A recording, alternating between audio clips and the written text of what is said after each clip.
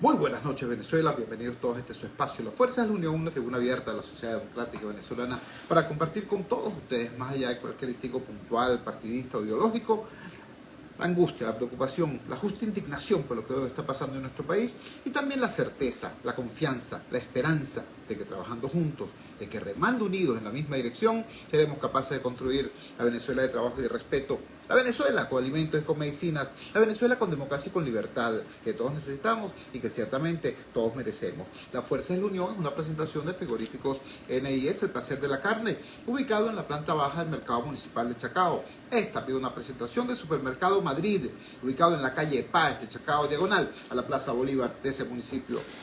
Queridos amigos, es forzoso que inicie mi programa de hoy con una nota luctuosa, una muy desafortunada nota luctuosa.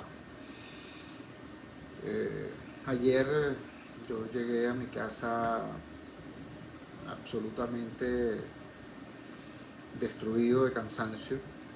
Mis jornadas de trabajo a veces son de 12, 14, 16 horas. Yo me sigo parando muy temprano, a las 4:15 de la mañana, aunque mi programa ahora sea en la noche. Bueno, era esa la situación y por eso no me enteré anoche, sino hoy en la madrugada de una información que me impactó tremendamente. Yo tengo una amiga, una gran amiga, es una activista laboral, una luchadora por los derechos de los trabajadores, una venezolana comprometida con la vida y el futuro de este país, una madre venezolana, una tipa estupenda, que además es pareja de un gran amigo, de un personaje a quien yo respeto y admiro. Estoy hablando de Rosa Coromoto Gil. Rosa Coromoto Gil. Los trabajadores del sector salud la conocen. Los trabajadores de CanTV la conocen. Los trabajadores jubilados y pensionados la conocen. Los trabajadores del sector de educación la conocen.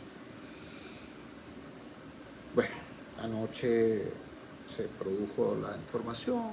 Hoy en la madrugada me enteré que Coro, como la llamamos todos sus amigos, sus compañeros de lucha, Corito, falleció.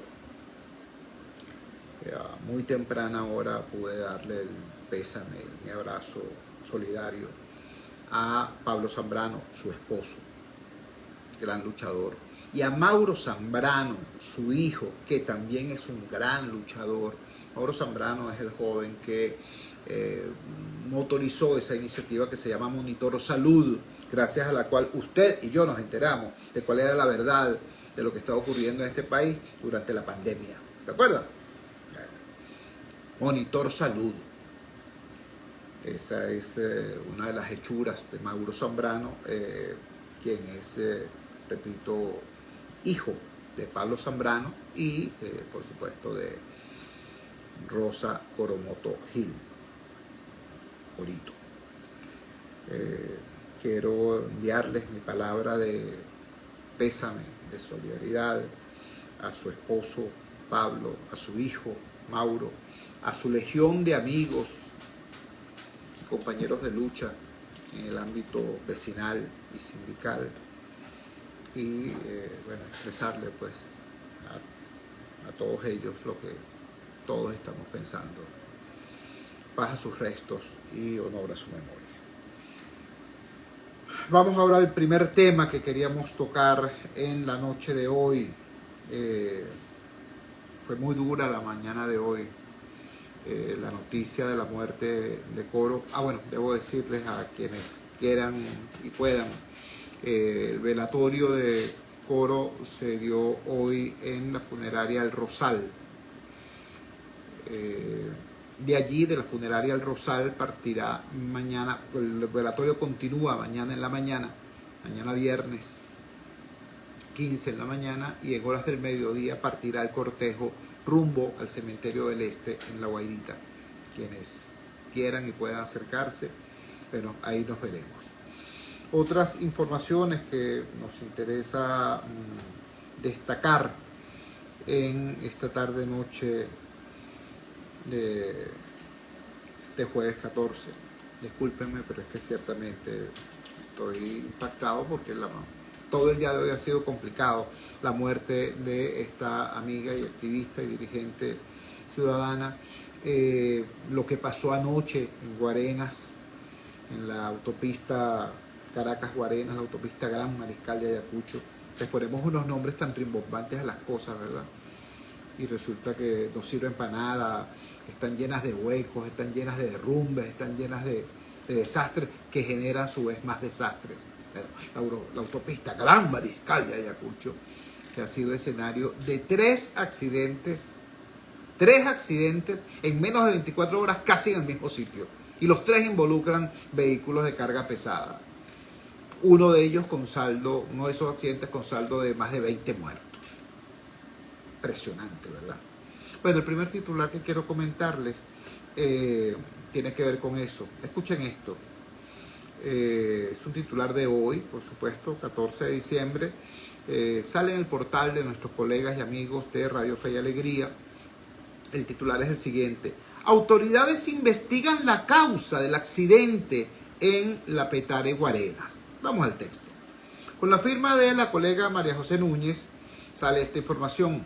El gobernador del estado Miranda, Héctor Rodríguez, anunció este miércoles 13 de diciembre el inicio de una investigación sobre el fatal accidente registrado en la autopista Gran Mariscal de Ayacucho, Petare Guarenas.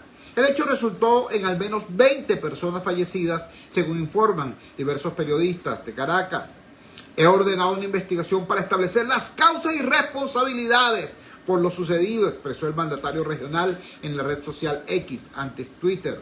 En sus declaraciones, el gobernador extendió su apoyo y solidaridad a los familiares de las víctimas de esta tragedia. Además, envió al Hospital Domingo Luciani un mes de dotación de insumos para atender a los heridos en estado delicado de salud, según detalló el periodista Román Camacho. Hasta la mañana de este jueves se reportan 9 personas heridas y 7 desaparecidas. Los desaparecidos son José Rafael Rondón, Mariana Carolina, Juan Daniel Prada, Fran David Aguirre, Helio López, Luis Almeida y Luis González. Las autoridades continúan trabajando en el esclarecimiento de las circunstancias que llevaron a este trágico accidente en la autopista Petare Guarenas. Respecto a esto, el viceministro de Gestión de Riesgo y director nacional de Protección Civil, Carlos Pérez Ampueda, sugirió que el choque fue producto de una falla en la vía. Bueno, esta es la primera nota que quería comentarles, ¿no? Repito, un vocero del Estado, del poder, el señor Héctor Rodríguez, gobernador del estado Miranda, un personaje, por cierto, a quien yo respeto, ¿no? Por cierto, él se ha atrevido a tener posiciones bastante razonables dentro de lo que es el conjunto de los mensajes políticos que emite el oficialismo. Bueno, Héctor Rodríguez se ha permitido a veces cosas interesantes. Cuando Diosdado y el mismo Maduro han empezado a decir, bueno, las elecciones pueden ser en cualquier momento, las podemos convocar ya si nos da la gana, X, tal. Héctor Rodríguez ha declarado con claridad, con firmeza, las elecciones presidenciales son en el año 2024, porque así lo establece la Constitución, distanciándose de ciertas bravuconerías, repito, tanto de Maduro como de Diosdado. En otra ocasión, cuando también el señor Diosdado Cabello estuvo justificando agresiones verbales y físicas perpetradas por simpatizantes del oficialismo o funcionarios del Estado contra los precandidatos de la oposición antes de que se realizaran las primarias, también se desmarcó de eso Héctor Rodríguez y dijo públicamente: nada justifica la agresión verbal o física, y mucho menos física, contra alguien porque tenga un planteamiento político distinto. Cosas como esas ha dicho Héctor Rodríguez y yo lo he reconocido públicamente. En este caso, el señor Héctor Rodríguez dice que van a iniciar una investigación sobre los hechos que terminaron generando los accidentes del día de ayer en la autopista Gran Mariscal de Ayacucho, porque según él, bueno, tienen que investigar. Sin embargo, quiero compartir con ustedes otra nota de prensa, también del mismo portal, para que vean ustedes. No se trata de que una cosa la diga un portal gobiernero y otra lo diga un portal opositor. No, el mismo portal, la misma impecable gente de Radio Fe y Alegría. Titulan así una nota firmada por el periodista Héctor Escandel Marcano. Una falla en la vía sería la causa de la tragedia en la Petare Guarenas. Voy al texto. El viceministro de Gestión de Riesgo y director nacional de Protección Civil, Carlos Pérez Ampueda, cree que una falla en la vía sería la causa de la tragedia ocurrida en la autopista Petare Guarenas. El funcionario explicó que aproximadamente a las 7 de la mañana del miércoles 13 de diciembre, un autobús chocó contra 3 carros en el kilómetro 6 de la autopista Gran Mariscal de Ayacucho, sentido Guarenas. En ese lugar hay una falla producto de la escarificación que realizan las autoridades para cambiar el asfalto dañado en la vía, dijo el viceministro. Posteriormente, unos 15 minutos después, una gandola chocó contra los carros que estaban en la carretera, producto del choque anterior.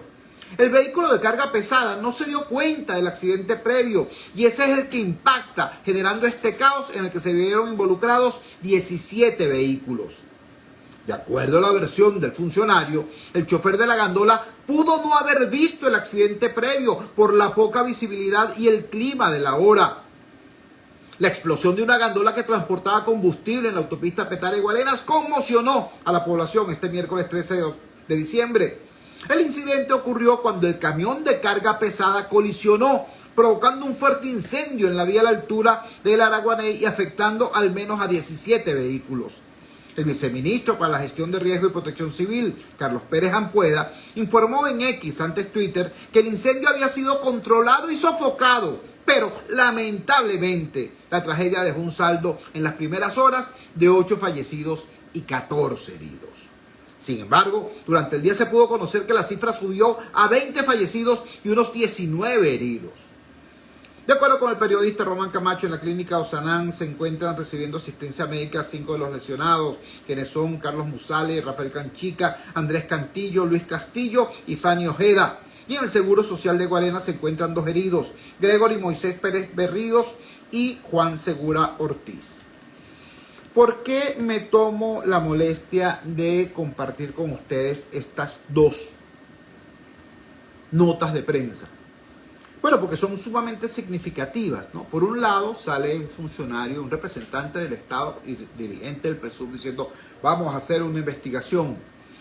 Pero lo dice después que ya antes otro funcionario también de altísimo rango, un viceministro nada más y nada menos y director nacional de Protección Civil, dice lo que ocurrió. ¿Qué ocurrió? Que producto de una falla en la vía.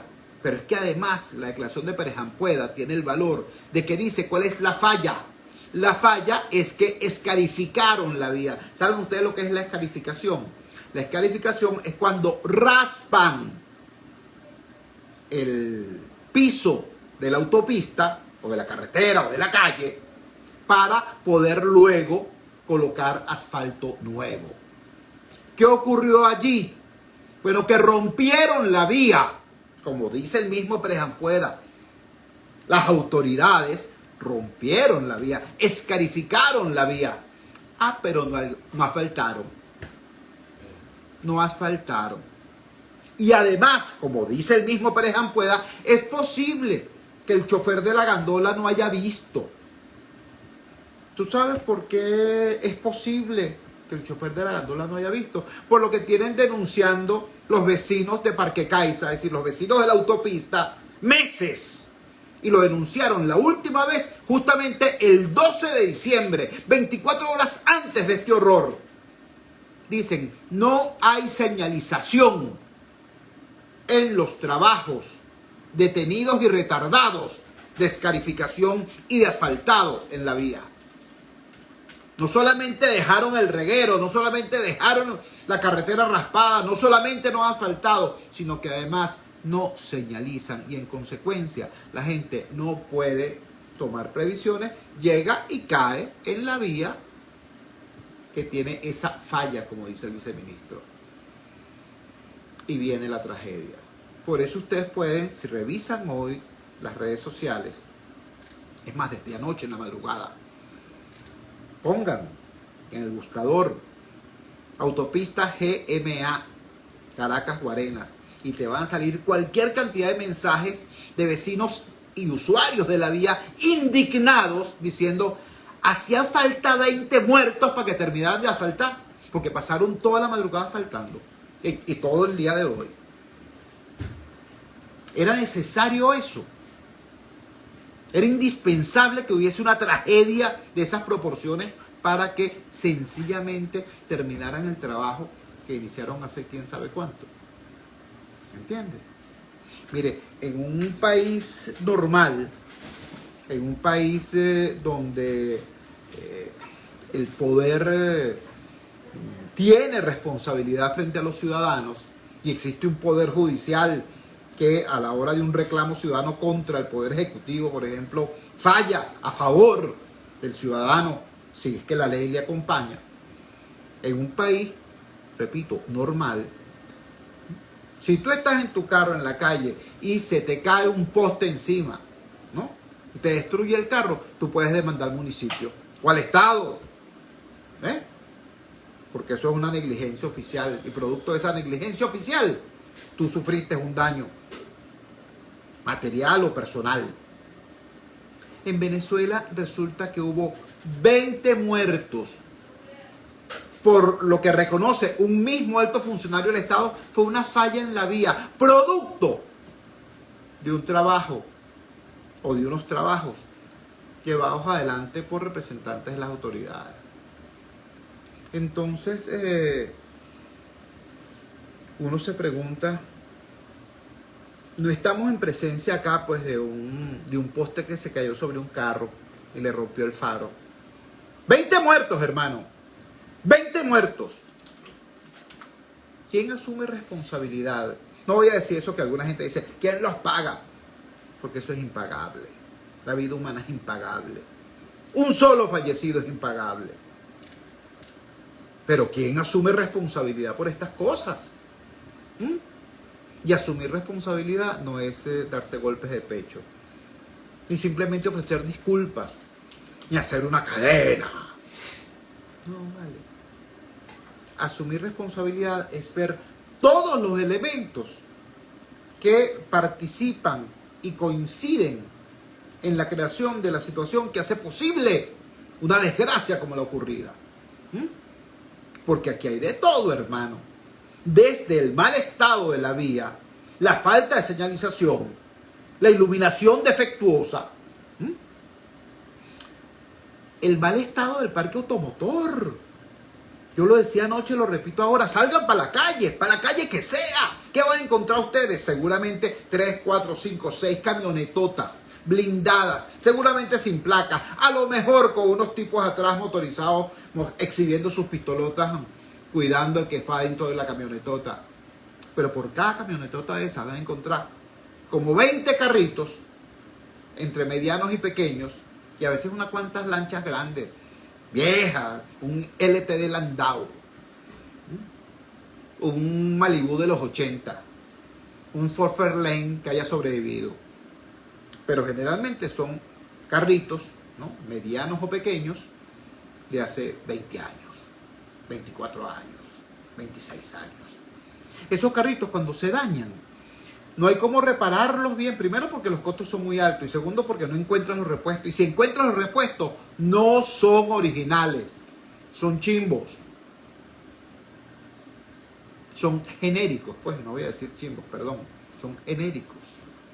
Y ese repuesto genérico no garantiza el mismo rendimiento que la pieza original. ¿Ves? Entonces tenemos un parque automotor muy antiguo y en pésimo estado. ¿Ok? ¿Por qué no se cambia el carro cada 2, 3 años? Porque no hay con qué, hermano querido. No hay con qué. ¿Ustedes saben cuántos carros se ensamblaron en este país Este año, 64 carros. 64 carros. ¿Saben ustedes cuántas motos se ensamblaron y se importaron a este país? Más de 200,000. Y para el año que viene esa cifra seguirá subiendo. Estiman los importadores y ensambladores. ¿Saben por qué? Bueno, porque el único vehículo que está al alcance del ciudadano, si es que está al alcance alguno, no es un vehículo de 4 ruedas, es una moto. Por eso también cuando usted sale, ¿no?, a la calle, encuentra no solamente una gran cantidad de motorizados, sino encuentra en muchos casos a un señor, a una señora, a 2 muchachitos y hasta una jaula con un perico. ¿Por qué? Porque resulta que ahora la moto es un vehículo familiar, producto de esta situación no vial, de esta situación económica. En un país donde el salario mínimo vale un poquito más de $3, en un país donde el empleo privado se ha reducido en forma muy importante y el empleo público perdió sentido porque la gente no gana ni siquiera para pagar el pasaje para ir a trabajar. En un país en esas condiciones, entonces eso es lo que ocurre con el tema de la movilidad urbana, con el tema del transporte automotor. No sé si me explico, pero en ese contexto tú me dirás, pero bueno, está bien, es mucho más difícil la movilidad, pero debe haber entonces medidas de seguridad que garanticen que esa movilidad sea lo más segura posible. Medidas de seguridad, caballo. Vean los videos, vean las fotos de la gandola que transportaba líquido inflamable, sustancia inflamable, y que está involucrada en este evento desgraciado. ¿Dónde dice en esa gandola que portaba ese material inflamable? ¿Dónde? En ninguna parte. Porque circulan como les da la gana, porque no hay quien obligue a que haya cumplimiento de la ley. ¿Qué estoy diciendo yo? ¿Que no haya policías en las vías? No, claro que hay. ¿Cómo no? ¿Que no haya soldados en las vías? Claro que hay. Que hay alcabalas como arroz, sobre todo ahorita en diciembre. En diciembre, o sea, cuando se acerca el tema del Niño Jesús y de los estrenos, salen las alcabalas como que si fueran hongos por cualquier parte. Impresionante. Pero esas alcabalas no están allí para asistir al ciudadano. Lamentablemente no están allí para apoyar al ciudadano ni para garantizar que se cumpla la ley. Están allí para lo que ustedes saben que están allí. Para lo fresco. Entonces, hermano, tenemos una gran cantidad de personal de seguridad en las vías que no ofrecen seguridad. ¿Ves? Y a eso súmele todo lo anterior que hemos planteado. ¿Van a hacer una averiguación? Oye, qué bueno, los felicito. De verdad, sin ironía. Porque yo sé que este gobierno y el gobierno anterior en alguna oportunidad han hecho averiguaciones de verdad, profesionales, serias. Y han llegado a conclusiones importantes. Lo que ocurre es que después agarran esa investigación seria y la meten en la gaveta o la tiran al cesto de la basura. Pero si hace una investigación seria sobre este tema, que no vayan a poner preso al simple contratista de la escarificación. No. Vean toda la situación que hay. ¿Ves? En Venezuela hay 40 muertes por cada 100.000 habitantes por siniestros viales. En Venezuela se estima que haya 11.000 muertos anuales por siniestros viales. Duelen muchísimo los 20 muertos de ayer.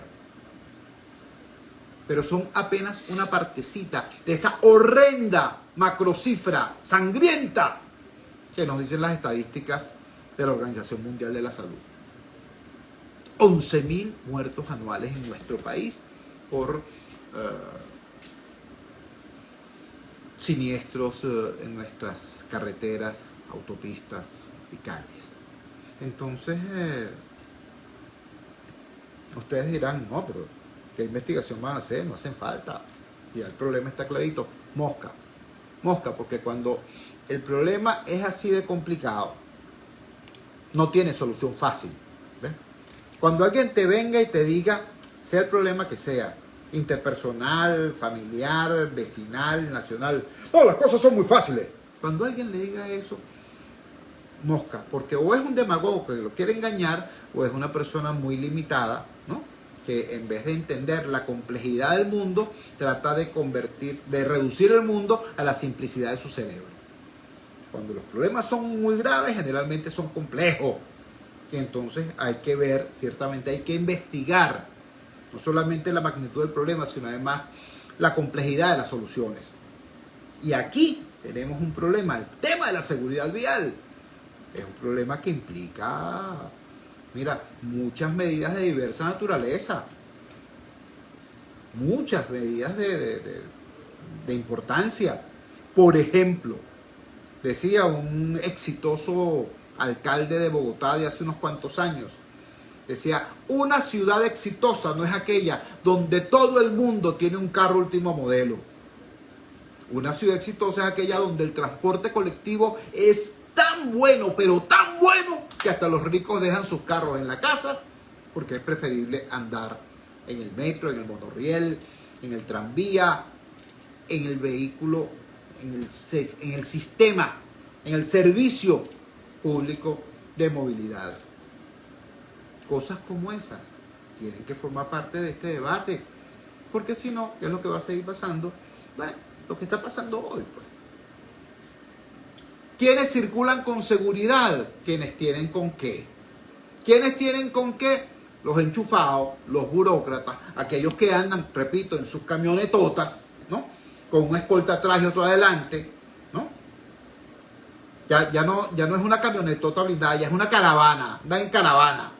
Y además los motorizados, parando el tráfico para molestar a los demás, para que el tipo en cuestión pase rapidito. ¿Estoy mintiendo? Entonces ellos circulan con seguridad, pero uno, humilde mortal, sabe lo que ocurre cuando una persona vive en Guarenas y trabaja en Caracas. ¿Qué es lo que termina ocurriendo? Chicos, casi que abandona la familia. O vive en Charallave y trabaja en Caracas. O vive en los Altos Milandinos y trabaja en Caracas. ¿Qué es lo que ocurre? A veces pasa que termina ciertamente abandonando la familia, porque la familia prefiere que esa persona baje el lunes a trabajar y regrese el viernes. Entonces se resquebrajan los nexos, se diluyen los nexos. Eso está pasando y ustedes saben que es verdad.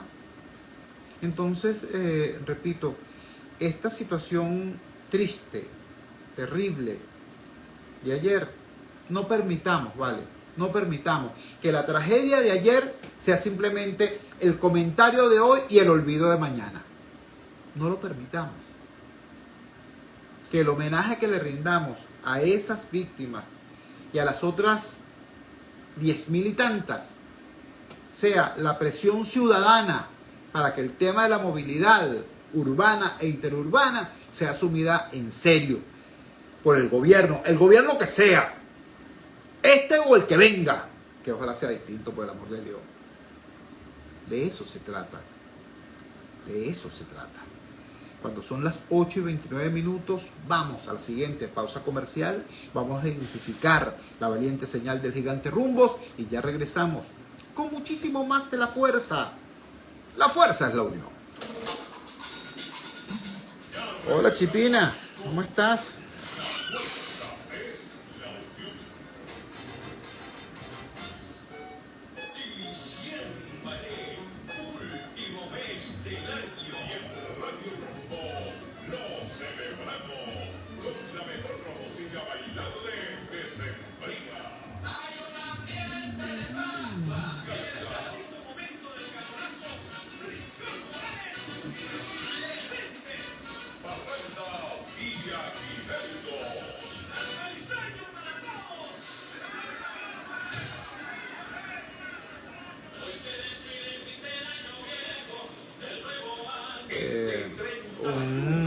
Un radio escucha, el señor Aponte, ¿cómo es usted? ¿Cómo le va? Dice, Y resulta que la falla en la vía fue tapada hoy, es decir, taparon la prueba del delito.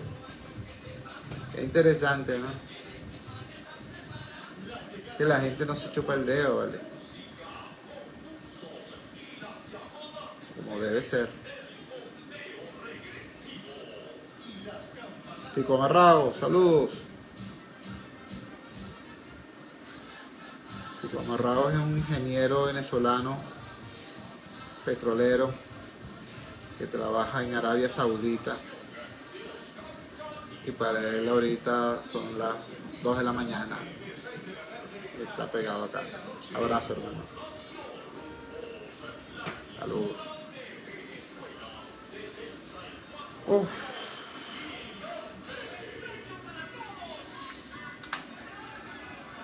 Las 3:31 me corrige. Las 3:31 son por allá. Qué impresión. Saludos, hermano. Saludos. La radio es mágica, padre.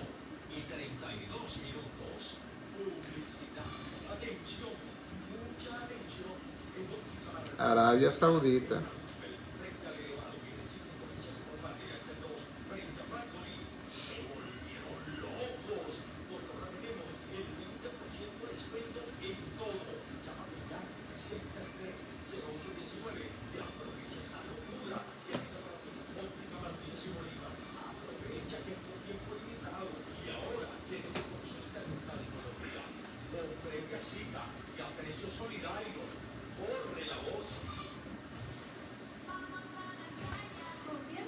En Twitter también, en X también, está Neto Room, está Yuri Roth, oficial, Guerra JB, Jochel Díaz, Tania, Gustavo Par Araujo, Ryan Cedeño, Clara Sorda, Virginia Chirinos, muchos más. Un gran abrazo. Gracias. Gracias por distinguirnos con su audiencia. Un día tan complicado como un jueves 14 de diciembre. Extendimos el maratón de ofertas hasta el 31 de diciembre. ¡Corre! Visítenos y aprovecha de 30, 40 y hasta 50% de descuento en toda la hipertienda. Válido a nivel nacional. Nos vemos en Red Vital y Macro.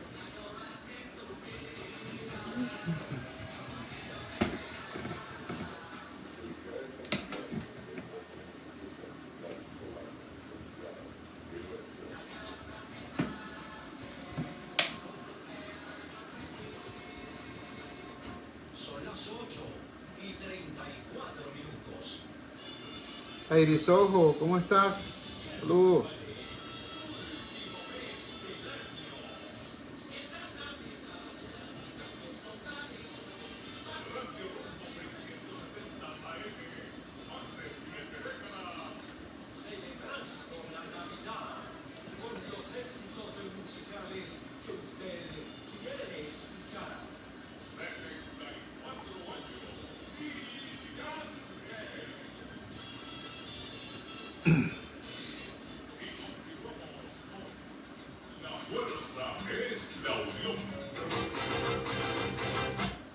Regresamos a La Fuerza es la Unión y lo hacemos con un tema que, bueno, que no vamos a soslayar, no lo vamos a evitar. A veces dieran ganas, ¿sabes? Porque yo siento que la agenda política, muchas veces la agenda noticiosa vinculada a la política es una trampa, ¿no? Para que nosotros no llevemos hasta sus últimas consecuencias el análisis noticioso también de lo que ocurre con la salud, por ejemplo, de lo que ocurre con la educación, por ejemplo, de lo que ocurre con los salarios, por ejemplo, de lo que ocurre con las pensiones y las jubilaciones, por ejemplo. Esos temas que son vitales, esos temas que son cotidianos, que son nuestros temas. Sin embargo, no podemos cerrar los ojos ante estas situaciones que nacen en la agenda política, pero que terminan impactando nuestra realidad también. Hoy se produjo la primera reunión entre el presidente Nicolás Maduro Moros de Venezuela y el presidente Irfan Ali de Guyana. lo normal, entre comillas, es que entonces yo les dijera a ustedes que a qué hora llegaron los presidentes, que se reunieron antes por separado con los representantes del CARICOM, que luego tuvieron por fin una reunión a puertas cerradas entre ellos, que al salir de esa reunión cada uno tuvo a su vez la posibilidad de declarar por separado ante los medios y bla, bla, bla, bla. No lo voy a hacer porque eso lo pueden resolver ustedes en cualquier medio convencional, ¿no? Eso lo están diciendo ya las agencias de prensa internacionales, los medios locales, etcétera, etcétera. ¿Qué me interesa a mí? Entonces, yo estoy haciendo como cuando era profesor de historia. Yo cuando le daba clase a mis muchachos, yo no los ponía a caletrearse las fechas, los nombres, los presidentes, las batallas. A mí eso no me interesaba, para eso están los libros. Y ahora diría, para eso está internet. A mí lo que me interesaba y lo que me interesa es que comprendan el proceso de lo que estaba ocurriendo, que pudieran entender lo que estaba pasando, para poder comprender las consecuencias de aquello, el perfil de lo que hoy somos como país y las perspectivas futuras que podamos tener. ¿Entiendes? Bueno, lo mismo pasa con esto. Yo no quiero explicarles a ustedes los detalles, las anécdotas, ¿no? Los chismes de la reunión de estos mandatarios. Me interesa sí que comprendamos todos, ¿no?, cómo y por qué se produce esta reunión. Se produce básicamente por dos cosas. Por un lado, ciertamente detrás de Guyana hay unos poderosos intereses económicos en el sector energético. Ojo, no es solamente la Exxon, no es solamente Estados Unidos, no. Está la Exxon, sí, pero también está Chevron. También está, por cierto, la más importante empresa de exploración y explotación petrolera costa afuera de la República Popular China. Sí, los chinos también están en eso, ¿no? Están empresas de Europa Occidental, como la Total francesa, y está también empresas del tercer mundo, como la más importante empresa petrolera de Malasia.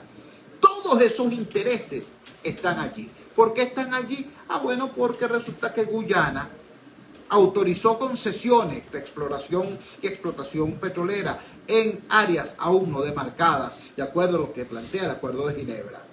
¿Ves?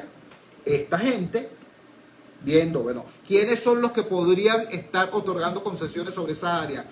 ¿Guyana o Venezuela? ¿Venezuela qué estaba haciendo en ese momento? Estamos hablando del año 2015, fue cuando se descubrió petróleo y gas en esa zona.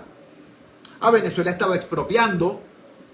¿No se acuerdan ustedes de aquellos episodios del señor Chávez paseándose por la Plaza Bolívar con Jorge Rodríguez al lado? Decía, ¿y aquello qué es?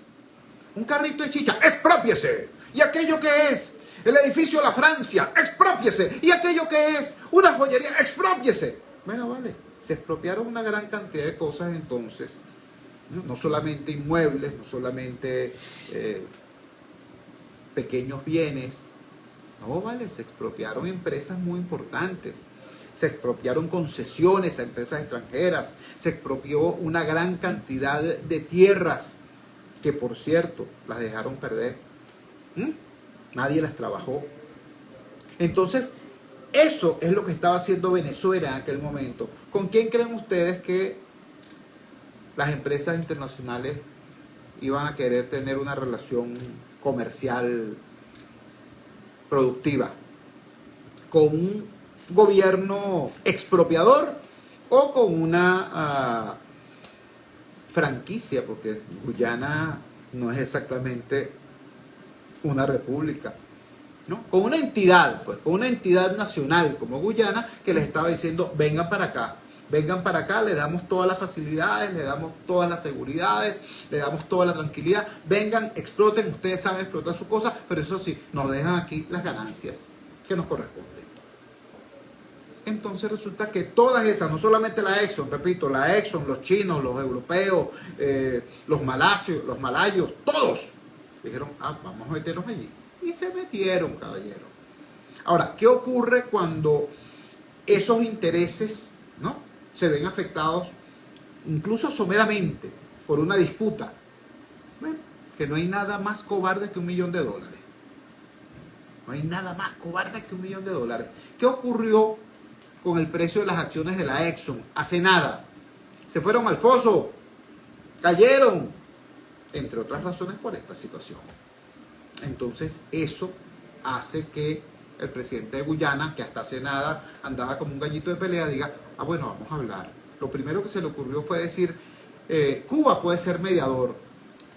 Ni bolsa que fuera, porque Cuba tiene 20 y pico de años diciendo que está a favor de Guyana y contra Venezuela. Pero buscó la manera de salir del discurso de gallito de pelea a decir, hay que hablar. ¿Qué pasa en el caso de Venezuela? Bueno, en el caso de Venezuela pasan también cosas interesantes. El gobierno pasa de la retórica inflamada, ¿no? Aquel cuento de que vamos a crear PDVSA Esequibo, CBG Esequibo, vamos a mandar el Saime para Tumeremo, para darle cédula a todos los habitantes del Esequibo y bla, bla, bla. Y de repente habla Brasil. Y el presidente Lula dice, América Latina no necesita un desorden, América Latina no necesita una guerra, América Latina no necesita ningún desastre por allí. Y luego habla el ministro de Defensa de Brasil y dice textualmente que toda esta cosa del referéndum en Venezuela es una maniobra política de Maduro y que ellos no van a permitir ningún tipo de invasión en el área en disputa, ni por tierra, ni por aire, ni por mar, porque por tierra la selva es más o menos complicada. Entonces, ante esta situación, presiona Lula da Silva para que se sienten los mandatarios y le bajen 2 a la temperatura, o para decirlo de manera más académica, como hablan los diplomáticos, para desescalar el ritmo del conflicto. Eso es lo que explica la reunión. Ahora, ¿qué dijeron? ¿O qué de útil tiene lo que dijeron? No demasiado. En realidad, Maduro llega diciendo que él tiene un mandato, que el pueblo le dio un mandato. El supuesto mandato del pueblo son las conclusiones del referéndum consultivo. En realidad, el referéndum consultivo le dice nada más y nada menos, crea el Estado Guayana Esequiba, échale pierna. Es decir, ¿eso qué significa? Eso significa invade, porque eso de que Tumeremo sea la capital del Estado Guayana Esequiba es también una bolsería, pues Tumeremo queda a 90 kilómetros de la frontera, por el amor de Dios. Entonces, entiéndase, todo ese tono pendenciero, jaquetón, ¿no? Se desmantela cuando Brasil, ¿no? Que tiene frontera con ambos, tiene frontera con Guyana y tiene frontera con Venezuela y tiene un peso inmenso en la región, dice, epa, vamos a poner orden. O sea, Brasil es el adulto que llega a poner orden en la vocinglería de estos adolescentes que querían pelear. Hasta allí, ¿no? Pero ciertamente lo importante no es lo que dijo Maduro ni lo que dijo Irfan Ali, que por cierto ambas cosas fueron muy lamentables tanto a la entrada como a la salida. Cuando llegan, los dos repiten sus posiciones iniciales. Maduro dice que llega con un mandato, el del referéndum. Irfan Ali dice, vamos a hablar de cualquier cosa menos el Esequibo. De eso no vamos a hablar. Entonces, bueno, ¿de qué vas a hablar? De mujeres, de béisbol, de fútbol. ¿De qué van a hablar el presidente de Guyana y el presidente de Venezuela si no es justamente el Esequibo? Pero bueno, esas fueron las posturas con las que ambos llegaron a San Vicente y las Granadinas. ¿Cuáles fueron las posturas cuando salieron de la reunión? Más o menos las mismas. Maduro reafirmando que está dispuesto a negociar, a dialogar, pero para eso, para establecer y cumplir el mandato que le dio el pueblo, tal y cual. Irfan Ali, por cierto, estuvo bastante peor que Maduro, bastante más desencajado que Maduro. Un periodista le preguntó que qué le parecía, que se había visto en el avión que llegó Maduro el mapa de Venezuela con el Esequibo. Y respondió una pesadez innecesario repetir. Entonces, ¿qué estoy diciendo? ¿Que la reunión no sirvió de nada? No vale, la reunión sirvió, claro que sirvió. ¿Qué fue lo más importante que se dijo en la reunión? no se dijo, se hizo. Fue la reunión misma.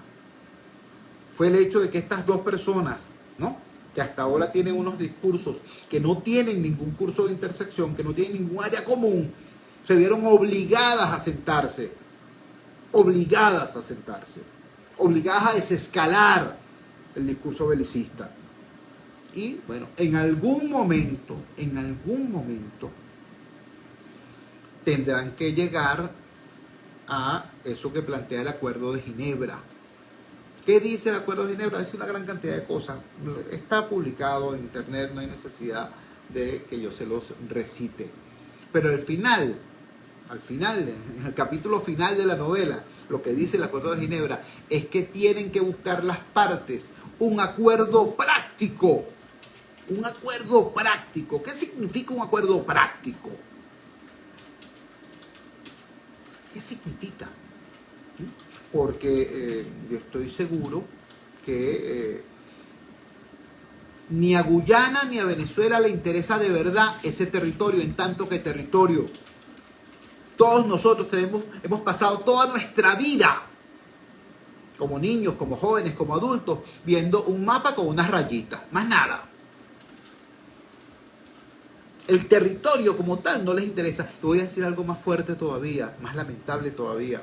No les interesa tampoco la gente que está en ese territorio, porque el Esequibo no es solamente gas, petróleo y oro, así como antes del año 2015, cuando se descubrió el petróleo allí. El Esequibo no solamente era Monte y Culebra, no. Allí viven unos pueblos, ahí viven unas personas que tienen un origen étnico determinado, tienen una cultura, tienen una tradición antropológica. Y nosotros y ellos, allá en Guyana, han estado de espaldas a esa realidad. Pero hay que llegar a un acuerdo práctico, porque ahora resulta que allí hay una cantidad de recursos impresionante, equivalente al presupuesto de Venezuela durante 150 años. Échale pierna. Hay que llegar a un acuerdo práctico. Pero llegamos a la situación en la que ese acuerdo práctico ya es inevitable. ¿Por qué hasta ahora no han llegado a ningún acuerdo práctico? Bueno, por el morbo de la demagogia. El primero que diga en Guyana o en Venezuela, mira, vale, el acuerdo práctico es este. Ustedes se llevan tanto, nosotros nos llevamos tanto, vamos a repartirnos lo que son las ganancias del negocio energético de esta manera y de esta manera. Y se empieza a discutir la proporción de esa distribución. Al primero que diga eso, le salen los extremistas de su lado y le digan, eres un traidor a la patria. Porque es preferible para ellos seguir discutiendo conceptos abstractos que realidades concretas.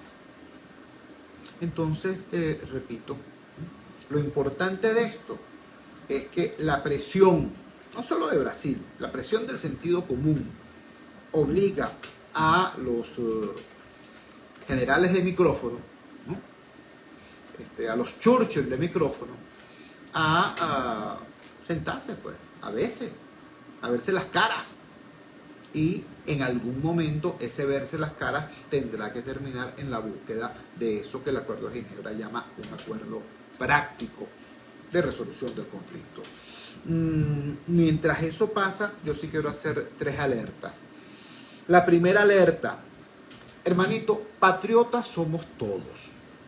No permitamos que ninguno de esos bolsas, ¿no?, independientemente del color de su camisa, venga a decirnos que tal secta gobiernera o tal secta opositora tiene el monopolio del patriotismo.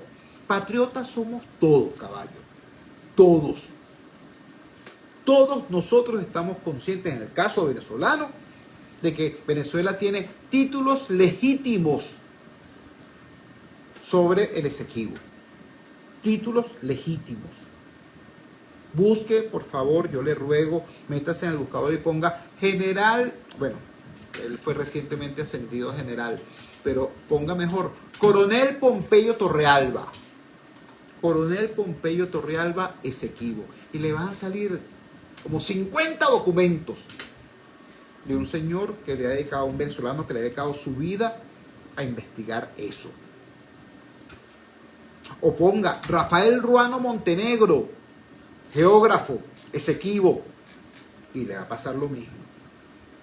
Hay una gran cantidad de venezolanos que han trabajado esto y cuya obra, cuyo esfuerzo nos permite decir con absoluta certeza que los títulos que Venezuela tiene sobre ese espacio son absolutamente válidos.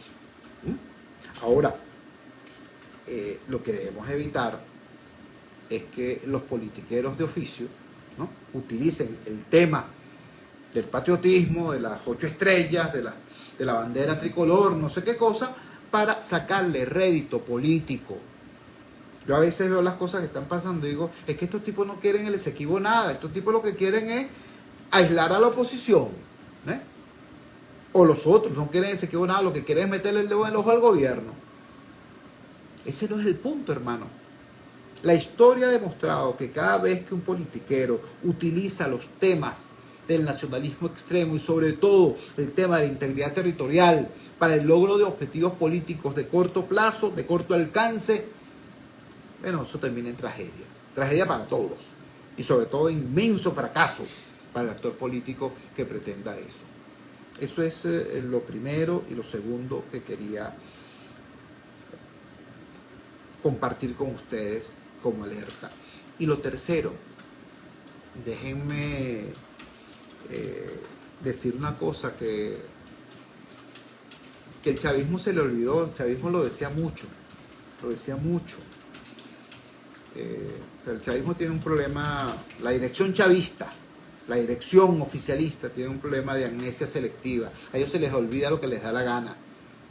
Por ejemplo, antes el chavismo decía que el pueblo era el soberano. Ya ni de broma dicen eso. Ahora ellos creen que ellos son el soberano.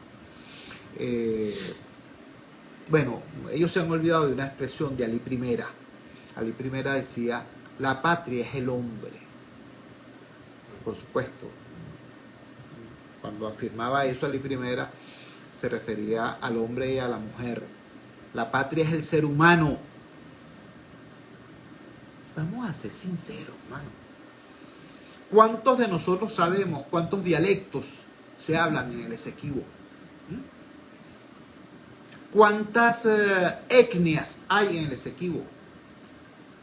Yo sé que Pompeyo Torrealba lo sabe, Rafael Ruano Montenegro lo sabe, pero ¿cuántos de nosotros lo sabemos, lo hemos estudiado? ¿Cuántos? Es decir, ese hombre, esa mujer que está en el Esequibo, lo conocemos, nos interesa conocerlo, lo respetamos. Ese cuento de, vamos a darle cédula venezolana a los habitantes del Esequibo. Panita, pero es que si los habitantes de Catia les cuesta un pullero tener cédula. Si aquí hicieron un operativo express, de cedulación express, supuestamente para darle cédula a la gente para que votara el 3 de diciembre, y ese operativo, bueno, estalló, porque la gente del Saime no sabía de qué se estaba hablando. ¡El Saime! Es decir, ¿cómo nosotros vamos a ofrecer lo que no tenemos? Para decirlo de manera muy clara, muy clara. Señores, hoy Guyana, por el impacto del descubrimiento petrolero, es la economía de mayor crecimiento en el mundo, en el planeta. Y tiene una población que no es mayor que la de la parroquia Sucre aquí en Caracas. Dale pierna. Entonces, ¿qué le vas a ofrecer tú a los habitantes del Esequibo para que se vengan para acá? Es decir, vamos a darle la bolsa CLAP. Ah, muy bueno, excelente. Vamos a darle el privilegio de obligarlos a marchar cada vez que al gobierno le dé la gana y ponerles una franela roja, porque hay que pasar lista antes y después de la marcha para ver quién va. Eso es lo que le vamos a regalar a los esequibanos para que se vengan. No estoy haciendo chistes malos, estoy diciendo chistes malos, estoy diciendo ya ni simplemente, ¿no?, que si nosotros queremos que alguien ansíe ser venezolano, sea porque ven en el venezolano a un ser contento y satisfecho con lo que es su vida en este país, Pero ¿cómo tú le vas a decir a alguien que está en un país que tiene ya hoy la economía de mayor crecimiento en el planeta, ¿no?, que se considere venezolano, cuando tenemos a 8 millones de venezolanos pariendo, enfrentando dificultades horrendas, enfrentando la discriminación, la xenofobia, porque tienen que salir del país a buscar en otras tierras lo que aquí no encuentran? ¿Qué estoy diciendo? Bueno, que, hermano, la primera medida que hay que tomar para que alguien en el exterior quiera ser venezolano, quiera tener cédula venezolana, es que vea a los venezolanos viviendo bien. Entonces no se trata solamente de tratar bien a los habitantes del Esequibo, tienen que tratar bien a quienes estamos acá, en este país. Los venezolanos tenemos que tener trabajo, tenemos que tener perspectiva de futuro, tenemos que tener estabilidad económica, tenemos que tener justicia imparcial, tenemos que tener todo aquello que configura no solamente confort, sino posibilidad de desarrollo. Y entonces tú verás a mucha gente diciendo, ah, no, es que yo quiero estar allá. Antes no, antes no. ¿Por qué? Bueno, porque como decía Ali Primera, la patria es el hombre. Y si tú maltratas al hombre aquí, a esta patria no va a querer venir. ¿Me explico? Cuando son las 8:57, nos despedimos. Trabajamos para ustedes. En la presidencia del Gigante Rumbos, la doctora Elsa Siciliano. Al frente de los controles estuvo, como de costumbre, el señor Luis Salazar. Habló para ustedes su amigo, comunicador popular, activista social, ciudadano en lucha por la democracia y por la libertad, Jesús Choto Realba. Ahora más que nunca, fuerza, Venezuela, porque la fuerza es la unión. La fuerza es la unión fue una presentación de frigoríficos NIS, el placer de la carne, ubicado en la planta baja del mercado municipal de Chacao. Es también una presentación de Supermercado Madrid, ubicado en la calle Paz de Chacao, diagonal a la Plaza Bolívar de este municipio. Nos encontramos mañana a las 8 de la noche en la valiente señal del Gigante Rumbos, si Dios quiere.